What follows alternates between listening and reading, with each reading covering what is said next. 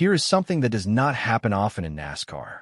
The points leader, the man who has won every single race he has entered this season, scrapes the wall during his qualifying lap and still walks away with the fastest time of the day. That is exactly what Tyler Reddick did on Saturday at Darlington Raceway. He put his number 45 Toyota on the wall in Turn 4, earned himself a fresh Darlington stripe, and still posted a qualifying speed of 169.152 miles per hour, the only driver in the entire field to crack 169 miles per hour. He took the Busch Light pole, his second of the 2026 season and the 13th of his career. But here is the part that should get your attention. After qualifying, Reddick stood in front of the press and essentially told everyone that what just happened, the pole lap, the fastest time, all of it, does not decide who wins on Sunday. He said, "I think once you get more cars out there, there's less good air out there. And at some point, everyone is going to experience it. On the restarts, having spread out. After the restarts. So if the fastest qualifier is telling you speed is not the deciding factor, what is? The answer is strategy. Specifically, how well a team can read and respond to tire fall-off. And to understand why that matters so much at this particular race, you need to understand what makes Darlington different from every other track on the schedule. Darlington Raceway is one of the oldest and most demanding tracks in NASCAR. It is egg-shaped, asymmetrical, and unforgiving. The walls are close, the corners are different from each other, and every driver who races there knows the track has a way of leaving its mark. Literally. The Darlington stripe, that scrape of paint along the right side of the car, is almost a rite of passage.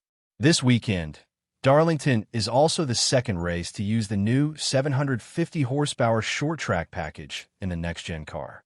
The package combines more power with a simplified diffuser, which means significantly less aerodynamic grip. Cars are harder to control and harder to follow through traffic. Practice lap times at Darlington on Saturday were nearly a full second slower than those posted by Michael McDowell during practice for last fall's Southern 500 at the same track. More importantly, according to Racing Insights, drivers' lap time slowed by roughly 1.5 seconds over just 10 laps.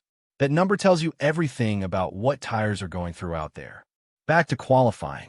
Reddick beat 23-11 Racing teammate Bubba Wallace for the top spot by 0.124 seconds.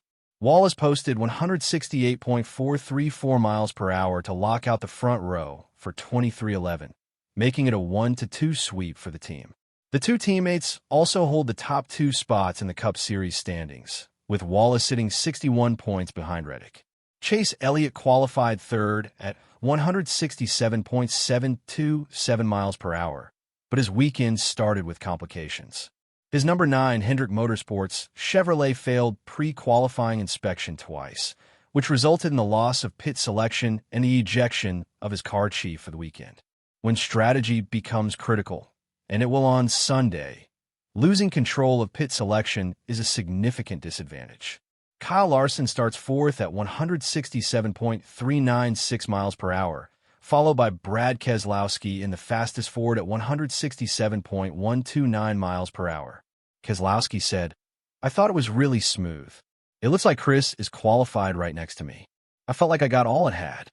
We know the cars are going to be very difficult to drive, and that did not disappoint." His RFK Racing teammate Chris Buescher starts sixth at 167.021 miles per hour. Ryan Blaney, Kyle Busch, Denny Hamlin, and Austin Dillon complete the top 10 of the starting order. Justin Allgaier qualified 15th, filling in for Alex Bowman in the number 48 Hendrick Motorsports Chevrolet, while Bowman recovers from vertigo. Timmy Hill starts 37th. Now here is the most important conversation happening around this race, and it starts with understanding tire fall-off. In simple terms, tire fall-off is the loss of grip and speed that happens as tires wear down over a run. Every tire degrades. The question is how fast and how severely. At Darlington, with this new package, the degradation is severe.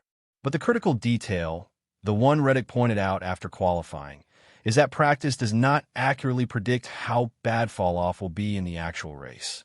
During practice, cars are spread out across the track. There is more clean air, less turbulence, and less heat buildup between cars. In the race, everything changes. Cars run in tight packs, dirty air flows between them, turbulence increases, and tires were down much faster than anything seen in a practice session. Reddick described the moment when fall-off becomes a race-changing factor. He said, "I do think the strategy piece is going to be really important. In some ways, based on practice, in moments throughout the race, you could spread out a little bit more. But then when guys hit that light switch and go really tight, that's when you'll see guys really start to charge through the field or fall through the field. That light switch moment is the pivot point of the entire race. When tires go from manageable to critically worn, cars that were running smoothly suddenly become loose, unpredictable, and slow.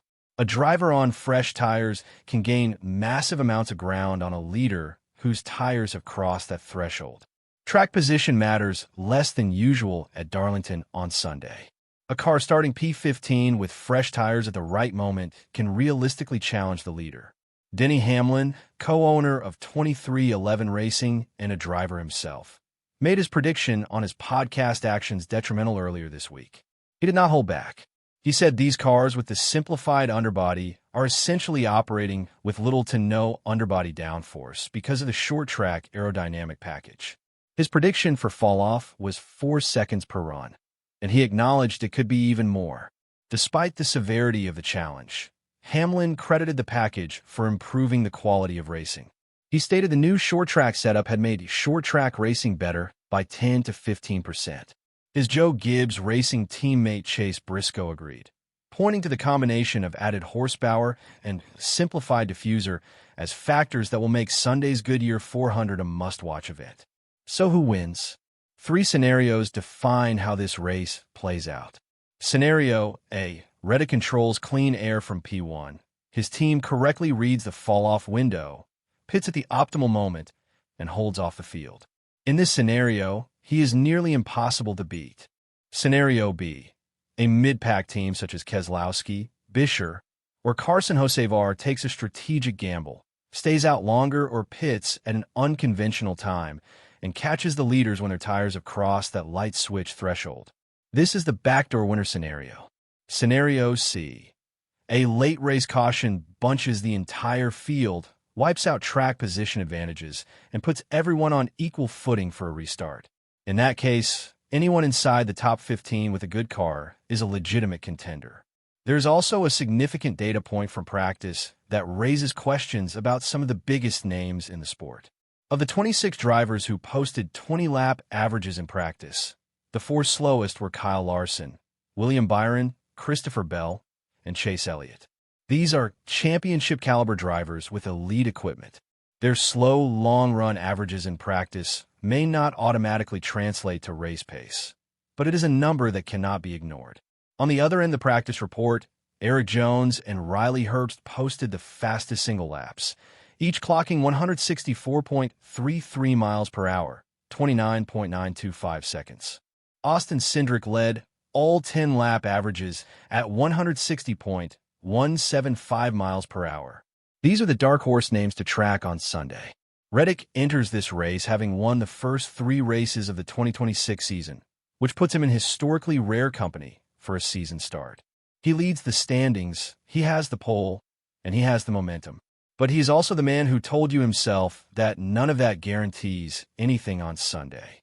At Darlington, with 4 seconds of tire fall off, with cars that are out of control according to the co-owner of his own team, and with a field full of drivers desperate to stop his run, the race will be decided by the crew chiefs, the pit strategy calls, and whoever reads the light switch moment correctly.